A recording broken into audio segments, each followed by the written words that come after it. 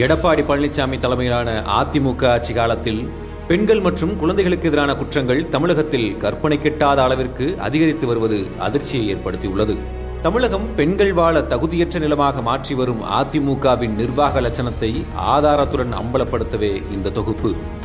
தேசிய குற்ற ஆவண காப்பகத்தின் அறிக்கைப்படி தமிழகத்தில் குழந்தைகளுக்கு எதிரான குற்றங்களில் ஈடுபட்டவர்களின் எண்ணிக்கை 2017இல் 1568ஆகவும் 2018இல் 2016ஆகவும் 2019ஆம் ஆண்டு 2358ஆகவும் அதிகரித்துள்ளன. அதில் கற்பழிப்புகளின் எண்ணிக்கை 2017இல் 283ஆகவும் 2018இல் 331ஆகவும் 2019ஆம் ஆண்டு 362ஆகவும் அதிகரித்துள்ளன. தமிழகத்தில் நடக்கும் மொத்த குற்றங்களில் 11.9% பெண்களுக்கு எதிராக நடக்கின்றன என்ற புள்ளி விவரம் அதிர்ச்சியை ஏற்படுத்தியுள்ளது. அதிலும் பெண்களுக்கு எதிராக நடக்கும் குற்றங்களில் 40% பெண் குழந்தைகளுக்கு எதிராக நடக்கின்றன என்பது வேதனைக்குரிய தகவல்.